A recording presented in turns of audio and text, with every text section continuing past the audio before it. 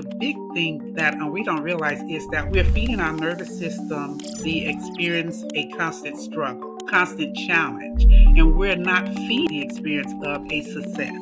I discovered along my journey that Black women-owned businesses are the fastest growing sector of new businesses, but our success rate of lasting to 5 years is 3%. That means 97% of our businesses that start do not make it to 5 years. One big thing is hustle and grind culture that puts in our mind that if we're not doing something every minute of the day, like I hate the phrase, I will sleep when I'm dead. You won't sleep when you're dead, you'll be dead. I firmly believe that any trauma that you have that you've buried and not dealt with, you think it's okay because you haven't dealt with it for years, so you think it's gone. When you go into building something great and you are having to dip into your greatness to get this done, the process of your greatness coming up is going to knock against all that trauma in there. For Black women entrepreneurs, what I want you to internalize and give yourself permission to believe is that you are worthy of building wealth while also maintaining your joy and your health. What's up, fam? Before we get into this conversation, let me say this. Look, I know it's a thing, right? But if what we do here on this channel speaks to you, if it lifts you, centers you, or helps you see your life a little clearer, I invite you to like the video and subscribe so you stay connected. And if you want these conversations with you beyond YouTube, download the Thrival Journey podcast on your favorite RSS platform. It is a small ask that goes a long way, and it really, truly helps us create the kind of content that doesn't just entertain, but actually supports your journey of growth and alignment. So hit that like, subscribe. Let's breathe in, get present, step into the conversation. Again, so I want to welcome you, Lynette, to the Thrival Journey podcast. How are you doing? I'm doing wonderful. Thank you, Michael. Happy to be here. I'm glad you're here. And as we said in the green room, we met through Mari Cooper and we exchanged some emails, and I think it's been a couple months since. Yes, it has. Yeah. And now we get to actually meet in person, and I agree to tell you energy. Of course, I've done research and the podcast, looked at your podcast and things like that. And I can tell your energy is really, really good and really like present. So I'm happy to have you on. And, one of the things that I wanted to know is, so like in life, we're reacting, right? And not reflecting. So I want to do that 1 second. So I want to know, what was the first time that you truly felt that you were connected to your purpose? And in that moment, what did it teach you? Let's see. The first time I felt I was truly connected to my purpose, I would say it was probably when I was in my third or fourth podcast episode. And it was really after I had done the episode and I was speaking with the entrepreneur that was the guest of the episode. And she was telling me how she had actually looked back at the episode and realized how much she'd grown. So I realized, because part of the method to my madness is that I don't send people questions ahead of time. I like for our conversations to be organic. Right. And in that way, they're not prepped and anticipating what to answer, but they're really pulling from in the moment, the truth of that moment. Yeah. So our interview allowed her to really, talk about her journey and where she had started and where she was now. And she could just see her growth by talking about it. Mm-hmm. Because one of the things that I'm really adamant about is us taking time to celebrate our wins and feel the wins in our body. And a lot of times when we accomplish things, we jump right on to the next thing. So being able to hear from her that the process of being on my podcast actually gave her the chance to sit in her accomplishments, to recognize how much she had accomplished, while otherwise she was so busy doing the next thing, she hadn't recognized it. And that's when I felt I was in my purpose, because I was like, that's what I want to bring to Black women entrepreneurs. Mm-hmm. The realization that it's not just about the doing, but it's about the giving yourself the permission to be proud of what you've accomplished, as opposed to grind, hustle all the time. Yeah. So that was one of those moments when I felt like, okay, that's my purpose, because Tell you the truth, Michael, starting the podcast was it was one of those things that I did without a lot of contemplation. And I'm a thinking person, coming from accounting, I would think things, to death, basically, well, why and what and how. But it was kind of like there's some messages that you receive that you receive them from a force so much greater than you that it's like, how can I question that? Right. There, Right. there is no logic to it. There is no way I can connect and say this makes sense because, but this feels right. So the calling to start the podcast was something that just felt right. It wasn't a natural part of my personality. It wasn't something I ever thought of doing, but it just felt right. So I just did it, right, Yeah. without knowing a lot of stuff. Yeah. But that moment with her kind of giving me her reflection of when she saw and heard her own story just solidified for me like, yeah, you're in the right space doing the right thing. And this is the purpose of why you're doing this. Well, I think that's great because you talked about, well, first of all, yeah, I know exactly what you're talking about when I was sitting at this very spot and contemplating some things about my business. And all of a sudden, as an actor, that's one thing, but then trying to do a podcast, that's a business, that's a whole world. I wasn't Yeah, even interested in doing this. right, But like you said, something greater was like, yeah, here you go. Here's a little push. Go make it right. happen. And along the way, you figure things out. You get, tested and tried and knowledge and all that good stuff. And you find yourself, doing something that you love, which is really great. Yeah, And you talked about really celebrating your wins. And I think that you hit something really big there. And we're going to talk about really focus on Black women entrepreneurs. Do you really feel that they're in a whole, people, Black women entrepreneurs are not celebrating their wins as the way the ones that you come across? yeah, I do and it's interesting because no matter where they are in their journey, whether if they just started or if they've been doing it for decades, I often find that their mind is, and I can really relate to it, their mind is forward thinking to the next thing, like Hmm. the next hurdle. Like, yeah, I just got over this hurdle and I accomplished this, but there's something else waiting that I got to get to. And they don't take that pause to say, do you recall how tough this seemed when you first started this hurdle? And now you're on the other side of it. So catch your breath, do a little rejoicing, realize you have grown, how you've grown, what you've accomplished. Let that digest because the big thing that we don't realize is that we're feeding our nervous system they experience a constant struggle, a constant challenge, and we're not feeding it the experience of a success, right? So then our mind and our nervous system are so in tune with struggling and challenges that have you heard? I'm sure you and your audience have heard people say they had a goal, and then when they finally reached the goal, they got there and they felt empty, right? Empty. Yeah. But all the way to there, they were telling themselves, when I get here, it's going to be great. When I get here, everything's going to be beautiful. But when they got there, it wasn't. And that's because all the way to there, they were full of stress, struggle, strife, impossibility. How am I going to get this done? So when they got it done, they arrived with the nervous system full of all that old energy. Yeah. They didn't let a new energy settle in. And usually they still don't. What they do is jump to, okay, well, it must be something else I need to do. When I get to that next goal, then I'm going to feel content. So they never let it settle in. They just jump to something else. Yeah. And that's the issue.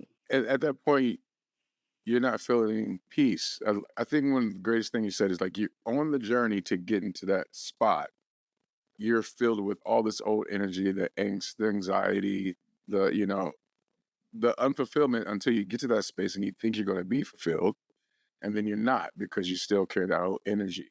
What is what do you think that people should do on that journey to a goal in order to arrive fulfilled? And one thing they can do is break that goal down into small wins, right? Most goals have a lot of moving parts. So let's say it's It's 5 to 10 things you have to complete to get to that goal or you have to accomplish. Mhm. Break that down into wins. Okay, when I get the first thing done, that's a win. Mhm. If your goal is starting my own business, break that down to getting my business registered. Mhm. That's a win, right? I paid, I got it registered, I got my EIN number, getting my business bank account open. That's the win. I found the right bank to work with, didn't have a lot of fees. That's great. I started the bank account, good, right? Then the next step, like as you go through these steps, you have to let the win sit in. So break your big target down to smaller pieces. And then when you accomplish those smaller pieces, let that win sit in and then go to the next thing. But don't just jump, okay, I got a list of 10 things to do. Let me go one, two, get one done, let it settle in, breathe, just pause and breathe. I got that. Let me check it off Yeah. and get the next one done. Get the next one done. What do you say to women who just they just feel like they got to just always get it done though? Like they won't I take that say, moment. right, I say that's not sustainable. Okay. That's not sustainable. It's going to lead to burnout and you're not feeding your purpose. You're not feeding your soul. So you're in this, right? We go into a business to create something or to provide a service because there's a passion, there's a reason behind it, there's a purpose behind it.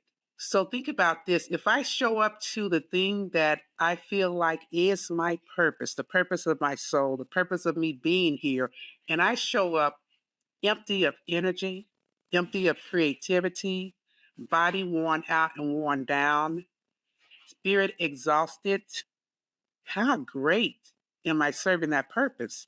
Mhm. How great is what I'm producing and what I'm giving going to be versus if I show up well rested, if I show up having poured into my spirit, if I show up full of energy and creativity, what is the difference in what I'm going to be able to give and create? Mhm. So pausing to acknowledge those wins and let them sit in your system is showing up full of energy, showing up full of creativity, showing up with your soul filled versus running from one thing to the next, to the next, to the next. It's showing up burnt out with low energy, low creativity. You couldn't even hear a solution if it was yelling in your ear, right? Okay. Because you're so worn out, burnt out. Yeah. And another thing, Michael, I discovered along my journey that Black women owned businesses are the fastest growing sector of new businesses, Mhm. but our success rate of lasting to 5 years is 3%. 3%. That means 97% of our businesses that start do not make it to 5 years. A big part of that is the burnout. A big part of that is the way we're doing things lead us to start feeling like, why am I doing this? This is too much. I can't, I'm not getting where I want to be.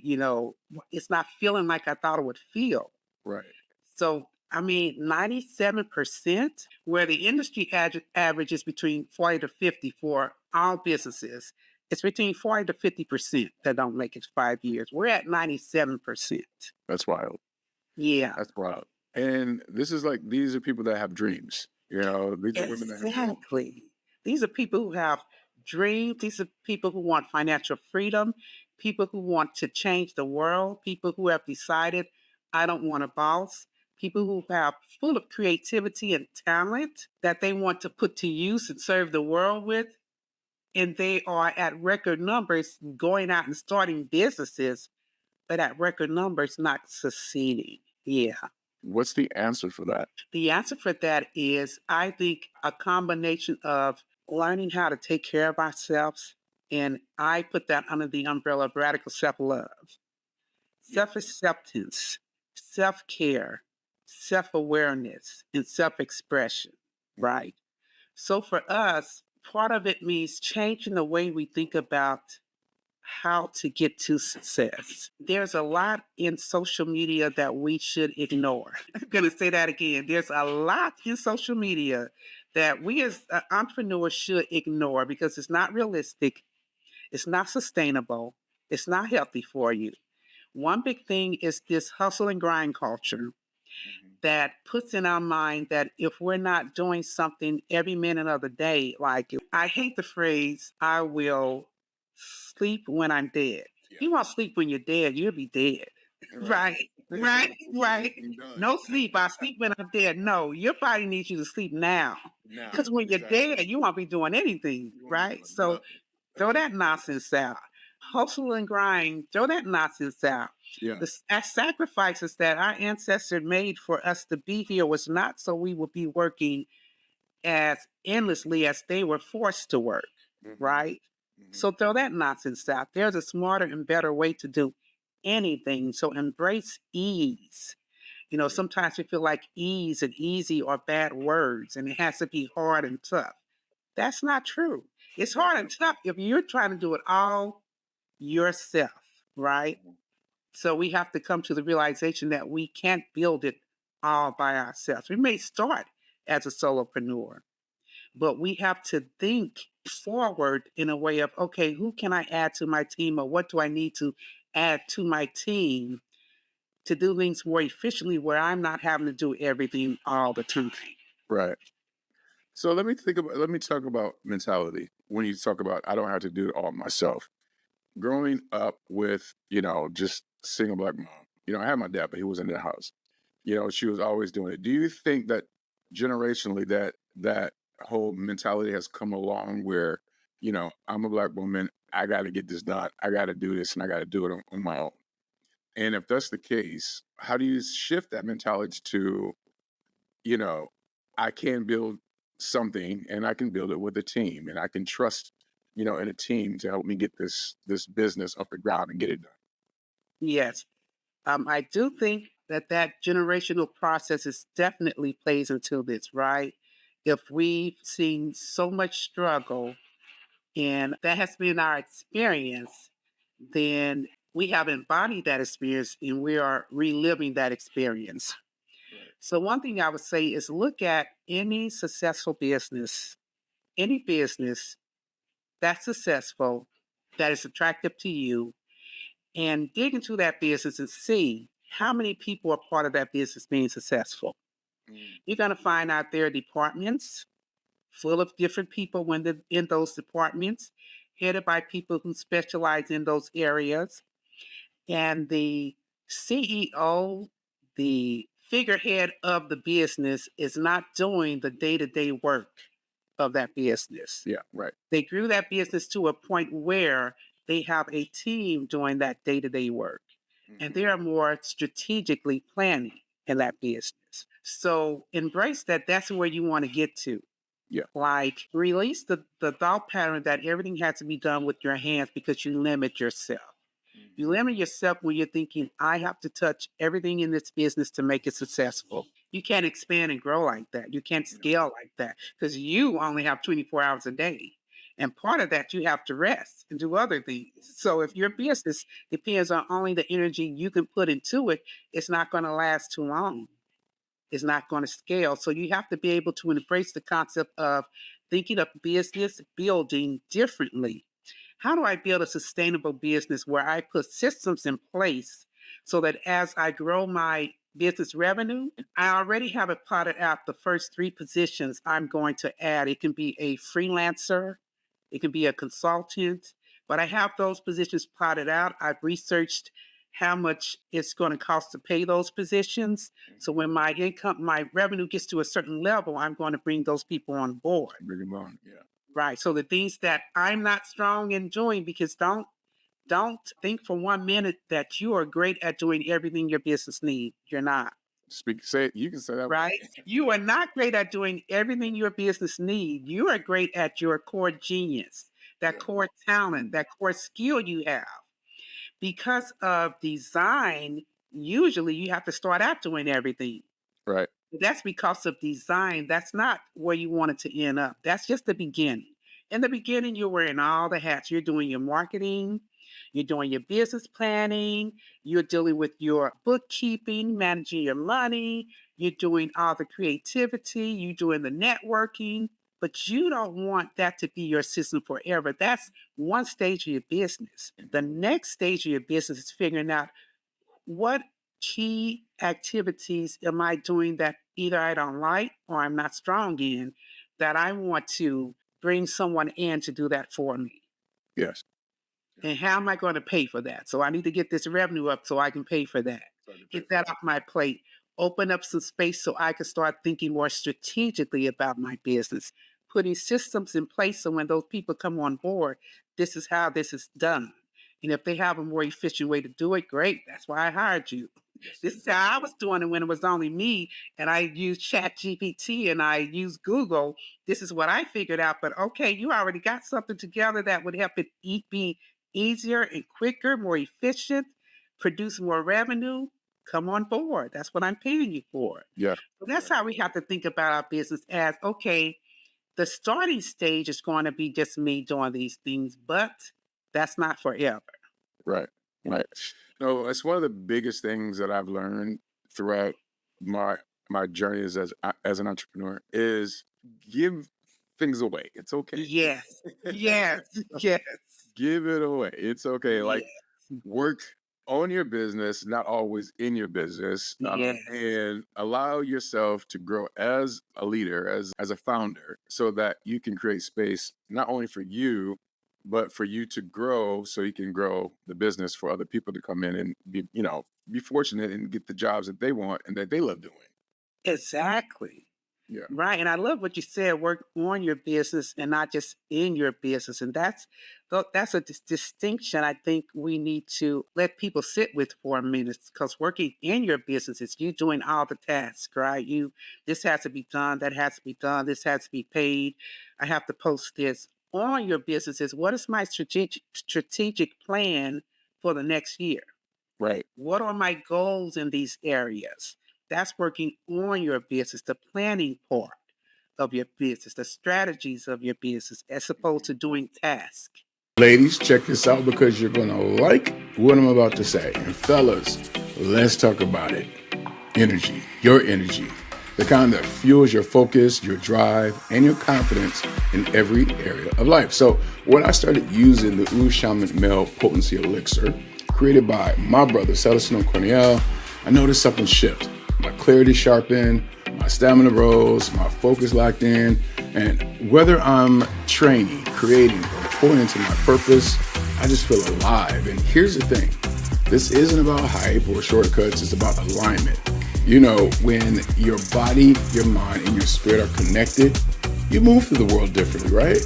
You lead differently, and you definitely love differently. So that's what this elixir was designed for, to support blood flow, endurance, and presence, so you can show up stronger, centered, and in flow every single day. So if you're ready to recharge your energy, restore your balance, and reclaim your power, go to ooshaman.com/elixir to use code ThriveWell for 10% off your order. That's ooshaman.com/elixir. Step into your sacred strength today. The link and the code is in the show notes. Check it out. I got that because I was being a podcast host and I was listening to people like you, and I'm like, oh, let me take a little bit of that Right. away and use it Right. use it for me. Wonderful, wonderful. Now, I want to go back because your mission is deeply rooted from my research and everything with sisterhood. What role does community play in like your own healing and your business growth? Since we're talking about that. Community plays a big part, just like you mentioned, Michael, from being on the podcast and just talking to entrepreneurs, you learn so much, right? Because you realize that you don't know it all. So I have met so many brilliant Black women through my podcast and learned so much from them that it is just amazing. And I love the process that I'm able to bring all that intelligence and all that experience for other Black women entrepreneurs to tap into. The reason I started the podcast was because I had started a business and I was going to all the free workshops, the SBA, the SCORE, all those workshops, and following the steps they gave you to do. Do 1, 2, 3, and you'll get to 4 and 5. And I was doing 1, 2, 3, and 4 and 5 wasn't happening for me. So I was like, I need to be able to speak to some Black women entrepreneurs to find out what are they doing to get to 4 and 5. Like, how are they being creative? Why is this not working for me? What am I not doing, and what are they doing differently? And I really couldn't find a resource for that. And then I uncovered the 97% failure rate of Black women owned businesses. And I was like, so I know there's other sisters out there like me searching for a resource to get this information from.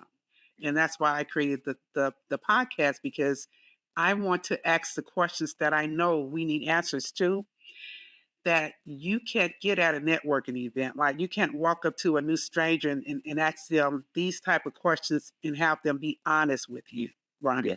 Because there's so much dishonest information out there on social media. So what community does is it gives you those honest answers. Yeah. Sisterhood, it gives you that support that you can't find anywhere else. I have a group, Black Women Blooming, that I have, what we come together for a community, and we work on radical self-love. And it's just Black women entrepreneurs sharing their stories, sharing their journey, and learning how to do business differently. Like all the things we're talking about here, learning how to do those things differently. And it's just impactful, the power and energy you can feel in a room when Black women get together helping each other, right? And you're allowed to come in the room feeling however you feel, right? You don't have to feel happy and joyful and positive every day you show up. However you show up is fine, because you have permission to be a real person, right? So you can show up feeling tired and exhausted. And that's fine, right? We can talk about that. We can move through that. So community is very key. I would advise, because entrepreneurship can be a very lonely journey, because we're not surrounded naturally by other entrepreneurs. We're surrounded by other employees. It's a different mindset. It's a different conversation. There's certain things that they would not understand about your new journey, right? And that's just a fact. So get into a community with like-minded people, and you will be amazed at the level of growth you can experience. Yeah. Yeah. One of the things I've been learning is that success on the outside, externally, really relates to who you are internally. Right? And you're talking about radical self-love. How did that show up for you in your early days in your entrepreneurial journey? It showed up as realizing that there was more to building a business than just doing tasks. It had to be, I had to also honor the person that I am. Mm. I had to honor the things that we often neglect when we're either working really hard at a job, right, for somebody else, or giving to others before we think about what we need. The concept that being sacrificial is rewarded. Like we're generally in this society rewarded for burnout activities, right? For going above and beyond. Even though you need to rest, I worked all night and got this done for you. Right. I didn't sleep. I got this stuff. Oh, thank you so much. That's applauded and rewarded. That's not good, right? Right. So I had to break a lot of bad habits and realize, okay, how do I honor myself and still build a successful business? How do I honor myself? One of the things that I say, entrepreneurship is a very spiritual journey, because I firmly believe that any trauma that you have that you've buried and not dealt with, you think it's okay because you haven't dealt with it for years, so you think it's gone. When you go into building something great and you are having to dip into your greatness to get this done, the process of your greatness coming up is going to knock against all that trauma in there. Yeah. And it's going to say, you need to get this out the way before I can come out. You need to heal this before I can come out. You need to start working on this stuff before I can come out. Right? Yeah. So when those things you start knocking up against those things, and you're trying to do something great and you feel yourself, why do I keep going back to the same place? And I'm trying to go forward. It's because there's something you need to pause and deal with. You need to figure out what that is. I say every human needs a therapist. Every entrepreneur needs a therapist and a coach. The therapist to help you deal with the things from your past that are going to come up that you haven't dealt with. The coach to help you move your business forward for the blind spots you're not going to see, and the accountability you're not going to hold yourself to. Really great. Right. I So would in agree. my yes. No, no, go ahead. Go ahead. So in my own experience, I found as I was building a business and trying to achieve greatness in that business, I was knocking up against unresolved things within myself that I had to stop and deal with. It was like you can't go any further till you deal with this. And we often think it's disconnected. The business is one thing, and then your personal is something else, but it's all you. It's all you. Especially as a solopreneur, your business is all you, Mhm. right? So it's this you that you're bringing to your business. It's going to dictate whether your business succeeds or whether it fails. A lot of times we end up going to get paying for different programs. Oh, this marketing program is going to make me successful. This is going to make me, just shiny new things we're paying for outside of ourselves, thinking that's the answer when the answer is we need to pause and deal with what's within here Right. that we're avoiding. That we're avoiding. I think sometimes entrepreneurship can be used as an scapegoat, and I think one of the most powerful things that I just heard come through for me was that you have to deal with what's going on with you, because, like you said, there's going to be some things that show up that you're going to have to confront, Yes. and your business is ultimate reflection of what's happening to you inside anyway. Like, Yeah. you have this part of you that's, that want to strive for success, but then you might have this other stuff that you're not dealing with that's going to bring you down. So your business is not going to go as far as you want to go because of some things that you haven't dealt with yet. Right. Right. And and what do you say to those people that are probably in that space right now? What do they do to really confront what's showing up for them so that they can get past that level that they're trying to get past in order to have their business grow? Well, I would say the key is taking the time because a lot of times people run away from silence. So taking the time to sit in silence, taking the time to do simple things like journal what you're feeling, what you're thinking, you would be surprised at what comes up because it's in there wanting to come out. But when you talk about entrepreneurship being a scapegoat, it's easy for us to stay busy so that we don't have to deal with these things. And we're thinking that, well, if I keep just working harder, success is going to come. And that's not the answer. That's not the No, solution, that's right? You'll be burnt down, right? Exactly. Just working. But I'm working hard, and people are probably congratulating you for working so hard. I Yes. see you're really committed. You're working hard, but it's not that hard work that you need to tend to. It's something else. Hmm. So you have to pause and be honest with yourself and deal with that something else. I would say start the one of the sacred small steps you can take is just writing journaling about what you feel. From there, I think the ultimate process though is to work with a therapist, work with someone you can talk it out with. Because there is so much healing and being able to express what you feel. And once you allow yourself, give yourself permission to listen to what's coming out, it's going to definitely come out. You Yeah. will discover what it is that you need to work through. One of the big things I found is entrepreneurs can have what I call money trauma and Money not be trauma. aware of it. Let's talk Like about it. on one side, you're saying, I want to be successful. I want to make this much money. On the other side, you're afraid to make that amount of money, Hmm. right?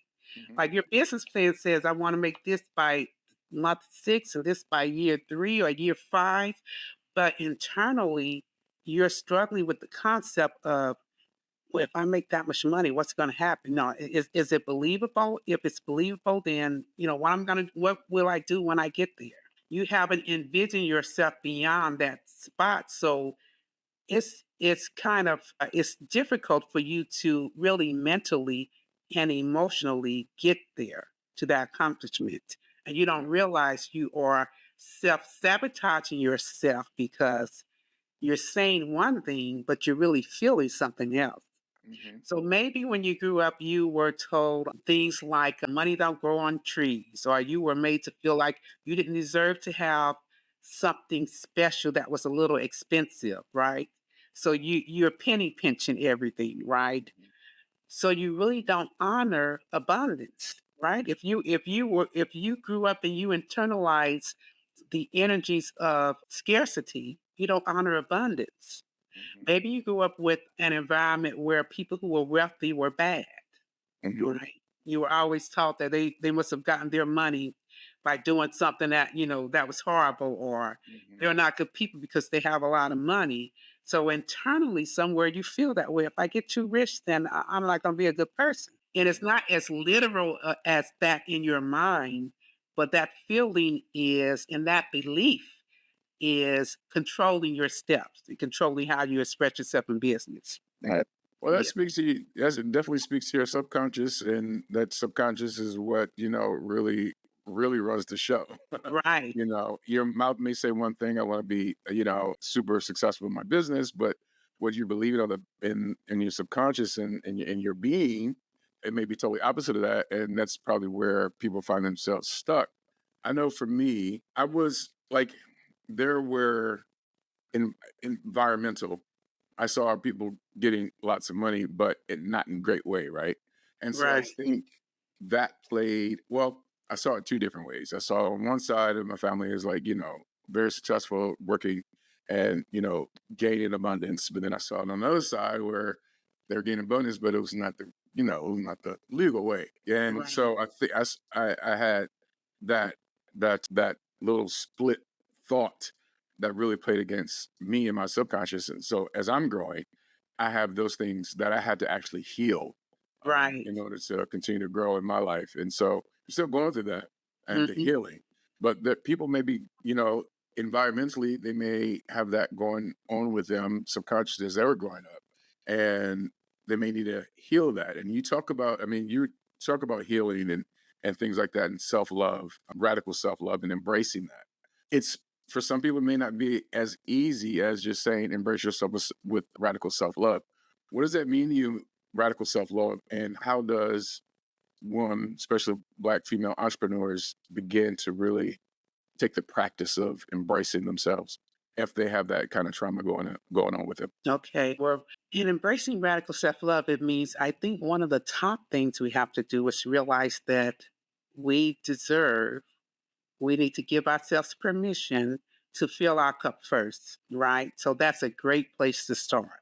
So, for someone just beginning the journey of radical self love, just realizing, okay, maybe that's something I need to, sink my teeth into and try to figure out if that's affecting what I'm doing in my business.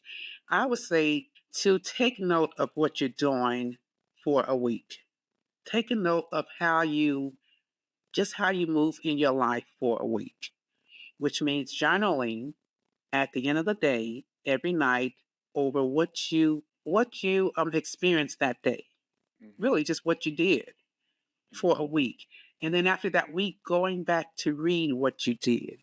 And when you read what you did, whatever you did, what I want you to think about is how much of this was filling your cup and how much of this was pouring into others' cups, right? So you have two categories of what I did for this past week.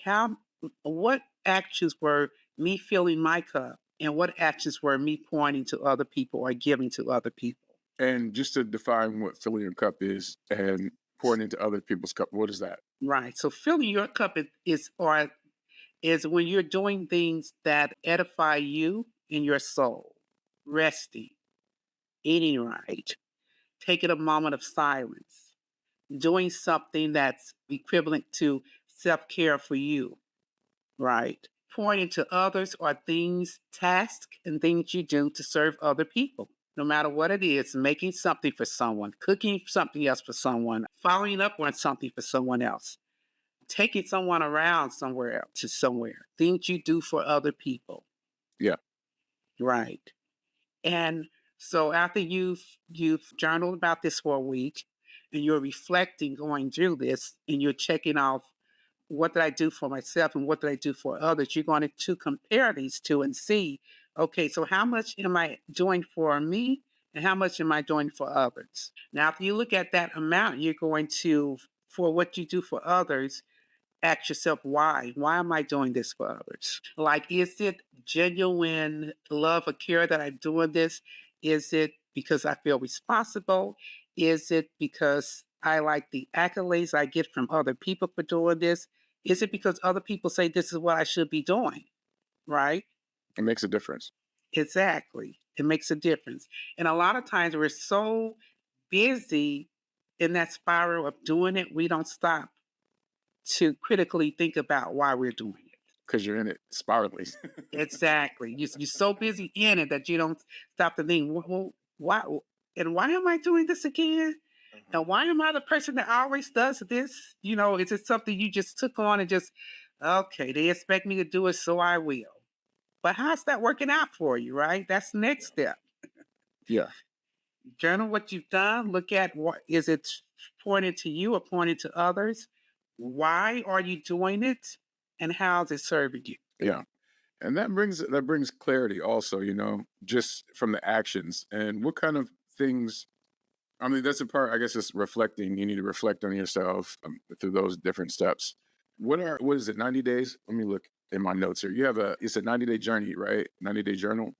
Yes. What mindset do entrepreneurs need and to really true benefit from your 90-day journal? Because I know that you have that. Yes. And I think it's, for me, journaling is really powerful because I get to look back and see, from moments ago that I probably remember in real life, but Yeah. if I get to the journal, I'm like, oh yeah, I was thinking that. Oh, that was who I was. Right. How does that work for entrepreneurs and in your 90-day journal? Sure. So the 90-day success journal that I created, it's inclusive of planning. So it's planning a quarter in your business, planning quarterly, and then breaking that plan down to monthly, then weekly, and then daily execution. So what it looks like is you're going to plan, let's say you plan a month for in your business, things you want to accomplish. You're going to break that down to what I'm going to accomplish each week. And then daily, you're going to have in the journal affirmations. And my suggestion is that you do these affirmations in the mirror. So you do these affirmations looking at yourself in the mirror, speaking to yourself. And the most important thing is to feel the affirmation. So it's not just reciting the words and going, okay, I said them. It's pausing to feel it. One of the affirmations is, I am worthy, right? It's not for you to just say, I'm worthy. I am worthy. It's for you to feel it. I am powerful, right? So you're acknowledging you are powerful. So the other part of that is, so what am I going to do with my power today? Right? So you begin your day on a note and with the energy that you are poised for success. You're empowering yourself. You're bringing up those energies in yourself before you start anything else. So the affirmations, and then you journal what you're going to do for that day. What is the main thing I want to accomplish today? So that's just your thought process in your business. What is the main task? What is the main success? What's the main thing I want to accomplish today? I'm going to work on. Yeah. And then at the end of your day, you come back and you reflect on how your day went. What did I accomplish? What did I learn? What made me smile today? Right? Because it's not always just about the work. It's about what did I experience today? I also have in there quotes from other Black women, very encouraging quotes. I have some modalities you can do as far as meditation and breath work to help you calm your system down and get it prepared. So those are different elements of the 90-day success journal that helps entrepreneurs honor how they step into their business in the morning and honor how they go to rest at night. And a point you made, once they've journaled for that month, and there's a day of reflection for every week. So a day of reflection to look back on that week and all your journaling and what did you accomplish? How did that week go? How did you grow? It's a really big thing. How did I grow this week? Right? Because we have challenges, and a lot of times we feel those challenges are just hard stuff. But how did you grow from that challenge? Because you do know that in building a business, you're going to grow, right? You want to grow. So how did you grow from that pain or that challenge or that thing that you felt was a negative or that it really halted you from doing something? How did you grow? How did you have to pivot and you did something you now have a skill or knowledge you didn't have before? I think that's key. Learning how you grew and if you grew, Yes, because you don't want to stay stagnant. So it's especially if you're in business and your business is not going anywhere. It may be something, and I would assert to say it has something to do with who you're being. yes, And if you're not growing through, trials and the tribulations and the mistakes and all that kind of stuff, then your business isn't growing. Would you right. would you agree with that or no? Definitely, definitely, definitely. Yeah. And that leads me to this question, is that consistency beats intensity. And what in the journaling, I know we talked about journaling. What are some of the other daily habits that entrepreneurs, Black female entrepreneurs especially, can take daily that will impact their business and successful growth? I would say I'm definitely making sure that you give yourself permission to rest, Yeah. right? Yeah. That's a big thing. Give yourself permission to rest. When you find yourself in your mind running around in circles to find a solution for something, instead of settling for that solution that really doesn't feel right, give yourself permission to rest and come back to it later, right? So give yourself permission to rest. A lot of times we as entrepreneurs feel like we have to be working all the time Hmm. in order to prove to others that we are sincere about our business, but that's not sustainable.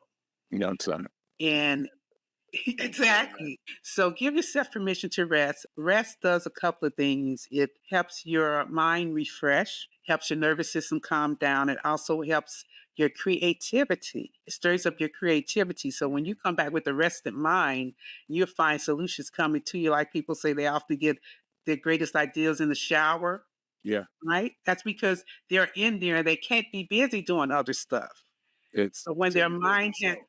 exactly, when your mind has that space for, oh, we're relaxed right now. Right. Let me give you this idea. Now the creativity is always there. The the point is it coming through to you or not? Are you allowing it to come through? So when you're in the shower tending to yourself and you can't be busy doing 100 different things, it finds space to come through. Yeah. Where if you sit still and rest, it will find space to come through. Yeah. I totally agree with that. There's moments, and I talked to my producer about this, where sometimes I'm stuck on something, and I'm sure that people can, relate to this. You're stuck on something. And what I'll do is I'm like, you know what? Just release, just surrender, just be cool, walk away, allow myself to just be in the present and just rest. And all of a sudden, I'm like, oh, okay, I can do this, or I can do that, or I can do this, or I can do that. And then all of a sudden, I'm just down this path with actions to get to whatever goal that I'm trying to meet or whatever, task I'm trying to complete. And Right. it would be like out of the blue, and it wouldn't be something that I thought of before. And Yes. it's powerful. Yes, your nervous system is serious business, right? So when you're stressed and you are overworked, right? Your body is in this fight mode, right? It's in this Yeah, struggle mode. yeah, And those things you're talking about, how the solutions came to you, the creativity coming through, it's not going to get through in those moments because your body is busy keeping you alive, yeah, right? You are restricting your blood vessels. You got all kind of physical things going on. yeah, That's not the time your body is going to release creative ideas. It's like we got to breathe right. You're breathing shallow, right? The lungs are working. It's like we got too much going on to stay alive right now to give you some creative ideas. That's not important. What's important is keeping our system calm and working and the blood pumping, right? So yeah, then when you relax, when you take a break, when you say, okay, I give up. Let me just go rest. Let me just go get a drink of water. Let me just go read a book. Let me just go do something. yeah. Your body, all those systems now are relaxed, right? System. Yeah, So now your brain can give you those creative ideas because it's not tending to all that other stuff you had going on when you were stressed and burnt right, out, right? right. Same concept we have to realize when we're pouring into other people and not pouring into ourselves. Our Hmm. systems are working so hard to get all those things done and to keep you alive and to heal stuff you got going on that the creativity is not coming through at those moments. Yeah. So if you're feeling stuck, the best way to get unstuck is to give your body relief. Okay, you don't have to tend to me. You don't have to worry about me breathing really fast or shallow. I'm taking slow, deep breaths. You don't have to worry about me and being afraid and in fight or flight. I am calm, Mhm. right? I have released. I'm ready for the answer. Yeah, you know what? And I think that again, people can relate to this is that when you're working really hard, or I'm just gonna use myself. When I'm working really hard and I'm trying to just in a race, right? Like I'm trying to get to a certain space or a Right? certain level or whatever, and I'm just working hard, and I look up and it's like nothing's happening. But then if I'm in my good space, my higher self, Yes, what I'll yes, do is just be with what's happening, be present, take care of what there's to take care of. And all of a sudden, I'm like, wait a minute, I accomplished all this today without yes, all the stress, the hustle and the grind and all yes, that stuff that really, like you said, is not sustainable. right. Yeah. Yes, That's a lesson for other people too. If they want yes, to on yes, to like yes, just kind of just relax in the doing and just be right. someone that's about, really, really about accomplishing, but peacefully and with surrender. Yes. You have this amazing thing called compassionate accounting. First of all, I would not ever have put those two words together. All right. And I want to talk about that for a second, but you say this, and it's the what of it. Running a business as a Black woman can be emotional, rewarding, and sometimes overwhelmingly journey. Sometimes overwhelmingly journey, especially when it comes to handling money. It's not just about numbers; it's about the story we've inherited, the belief we've carried, and the legacy we're creating. One of my missions as being a space of transformation for people is that in the Black community, we don't have a lot of knowledge when it comes to numbers and finances and legacy and things like that. Does your business, Compassion Accounting, does that teach that? And what do you say about people connecting with that idea and learning more about finances and legacy and getting into that world so that we can leave legacy for our generations? Yes, I feel like it is by design that the simple concepts of how to build legacies and how to grow money is not a part of everyday education in the school system. I think it's by design that we graduate from high school, we graduate from college, and we really don't understand how money works. We Mhm, know nothing about how investing works. We know nothing about the stock markets. It's all portrayed as something way out there mhm, that you shouldn't even try to worry about. You never understand it. It's mystical, right? mhm. And Right. you got to have a lot of money to even take advantage of it. So don't worry your little mind about that, right? Mhm, By design. So what I do with the compassionate accounting is a lot of times we as Black women entrepreneurs in so for women, first of all, just for women, we have a lower confidence of talking about money and dealing with money than men do. As Black women, we have additional layers on top of that low confidence, right? We have money trauma. So when you talk about building a business and the resources that are available, there's a lot of resources we're not aware of and that we feel emotionally about, like business loans. You know, how we felt like owing someone money is a negative concept and carrying that over to your business lane can be a challenge. Being given different avenues to how to build wealth and how people can invest in you and how you can be successful in money, and seeing that through the lens of having money trauma can be debilitating to your business. So with compassionate accounting, what I do is I want to break down those mindset barriers we have when it comes to money, like the Mhm, way we don't want to deal with looking at what our true business expenses are. We have it all mixed up with our personal expenses. In our personal account, we have receipts hidden in every different drawer. When it comes to tax time, we just want to get it over with.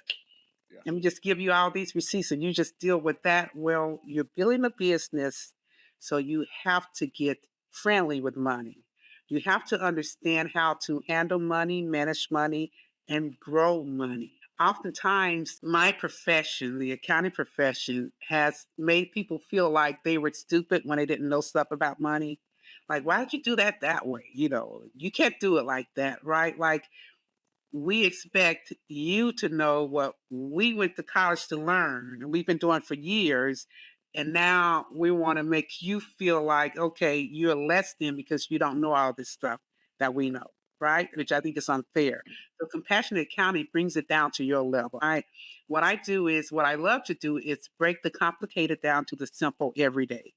So they help you understand on your terms, wherever you are, what this means and how it affects your business. There are a lot of expenses that we as business owners are not taking advantage of to decrease our taxes because we're hiding those expenses all over the place. All over the We place. have no idea how much money we're losing paying taxes, right? Yeah. Because we're not keeping up with all those expenses. So I want us to be more organized when we handle our business, bookkeeping, and accounting process. Get friendly with the money, understand it, not be afraid of it, understand how we can make it grow, understand how we can keep more of it, right, in our business, right? Right. And so that's what compassionate accounting is about.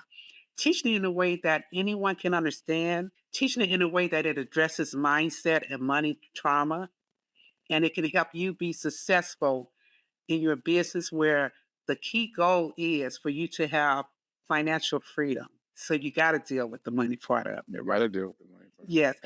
We all know, financial freedom. yes, we all, and it's not something to be ashamed of if it's something that you struggle with, because we all know someone who's been rich, wealthy, or famous, who then got broke, who then owed back taxes, right? Mhm. Who died with zero money. And that's because they had money trauma. That's because they didn't look at they weren't comfortable looking at their numbers or discussing their numbers, Yeah. right? They felt like, oh, let me let somebody else do that, as opposed to, I need to know where my money is going. We as business owners need to know where our money is going. And there's a myth, right? I think even in all communities, but I know well, I'm Black, so I'm gonna talk about the Black community where people of certain age group will not talk about money or didn't talk Yes. about money.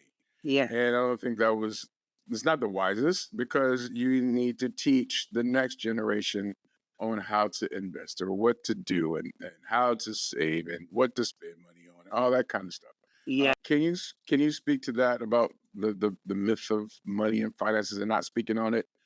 Yes. Yeah. What we don't discuss, when we don't discuss things, we have a very low level of understanding of them.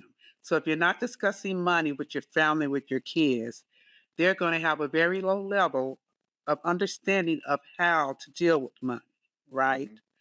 So let's say we come from a generations or a family environment where money wasn't spoke of, like it was not your business to know how much money I make. It's not your business to know what our expenses are and how we deal with that. Well, that's a cycle we have to break, Mhm. right? Especially entrepreneurs, because if we're building legacy, you don't want to build a legacy for a family that has a broke mindset because it's going to go to waste. Yeah. You want to build legacy and educate your family on this is how we deal with money. This is how we invest our money. This is how we reinvest in our business with money, right? It's not just for spending frivolously, but it's also not for penny pinching and just keeping it in a bank account, Yeah. right? These are the things we do with money. So you want to, as an entrepreneur, as your business grows, you want to make sure that you are tapping into resources for how do I invest this money? And while that person is telling you how to invest it, that you have your kids at that table too, right? So they learn while you're learning. Yeah. So they can ask questions while you're asking questions. Yeah. So you're not the one with all the knowledge and you're hoping they learn how to handle money, but you're sharing that knowledge with them at the same time. So that's how you break that cycle. You bring them to the table when you have those money talks because you're building this legacy to leave it for them, right? You want to know they know how to handle it. Right. Exactly. Yeah. Because that too can keep you from building a bigger business because in the back of your mind, you're thinking, Well, they just go run through it. They don't know what to do with it. Uh-huh. So this is how you remedy that. Bring them to the money talk table. Right. Right. And if you're talking about curses, the way to do it is communication. Yes. Break the cycle. Yes, definitely. Well, thank you for being here. We could talk some more, but I know the audience, this is about their time where they're just saying goodbye. um, as your last words on this podcast this time, what's on your heart or what would you like to share with people? What I would like to share is for Black women entrepreneurs, what I want you to internalize and give yourself permission to believe is that you are worthy of building wealth while also maintaining your joy and your health. Like, I want you to not believe that you have to sacrifice your joy or your health to build wealth. You're worthy of having all three of those. So please be sure to tend to all three. Be joyous in your business journey. Be healthy, right? Don't be just eating everything all times of the day and not exercising. Be healthy on your business journey. You deserve to invest time in that and build your wealth, right? So don't set up a goal where you are putting your joy and health on layaway. Like, when I make this amount of money, then I'm going to be happy. Then I'm going to start going to the gym. Then I'm going to start eating better. No, no, no, no. Do all three. You are worthy of all three. You deserve all three. Thank you. I love that. Don't put that stuff on layaway. That's right. That's great. Lynette, how do people get in touch with you? Okay, they can reach me by going to my website. My podcast is the Women of Color in Business podcast on YouTube. It's at WOCIB, the initials for Women of Color in Business. So at WOCIB podcast, they can subscribe to my YouTube channel. My website is WOCIB.org. They can join my mailing list on the website, and I look forward to connecting with them. That's amazing. First of all, thank you for being a voice for Black women entrepreneurs. Just being here and sharing that. It's a voice that needs to be heard. And I thank you for being on this podcast, sharing that. And I don't know, this has been an amazing conversation. And again, one day when I get a studio and I invite you in and we'll have a one-on-one in person, it may go longer than an hour. So, Wonderful. I would love it. And Michael, thank you so much for the invitation to be here. I really appreciate being in this space. I love your energy and I love our conversation. I hope your audience enjoyed it. I hope so too. And this is a time where I pose a question to the audience, which is, what's one thing from the conversation that you've heard? You know, we talk about purpose, joy, self-worth, and money. And so what I want to know is, what's one thing you're doing right now to build a business that aligns with who you truly are? And I want you to go ahead and drop that in the comments. And as we always say, let's make thriving our new normal. And I'll see you next week.